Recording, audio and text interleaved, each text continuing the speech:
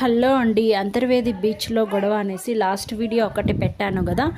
అదైతే ఎందుకు గొడవ అనేసి ఇప్పుడైతే క్లారిటీ ఇవ్వబోతున్నాను. పూర్తిగా వీడియో చూసేయండి.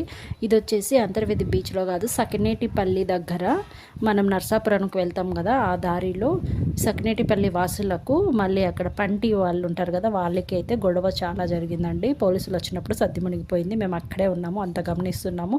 ఎందుకు అనుకుంటున్నాం, వాళ్ళకైతే వచ్చి నర్సాపురానికి వెళ్ళి వస్తూ ఉంటారు సకినేటిపల్లి వాసులు. ప్రతిదీ ఏం కావాలన్నా అక్కడికే వెళ్ళాలంట.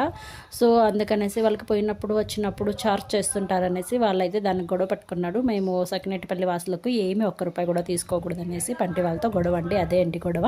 ఇక్కడైతే ఒక అద్భుతం జరిగిందండి. అద్భుతం అంటే మీరు నవ్వుతారు, అలా నవ్వుతారనమాట పడి పడి. ఇంటికి ఏమనుకుంటున్నారు, ఆ పంటిలో నాకు ఒక ఆవిడైతే మాట్లాడుతుంది. నేను కూడా బాగా క్లోజ్గా మాట్లాడుతుంటే మా హస్బెండ్ అన్నారు కనుక వాళ్ళైతే దిగేసిన తర్వాత వాళ్ళతో పట్టిపోతుంటే మా హస్బెండ్ అన్నారు,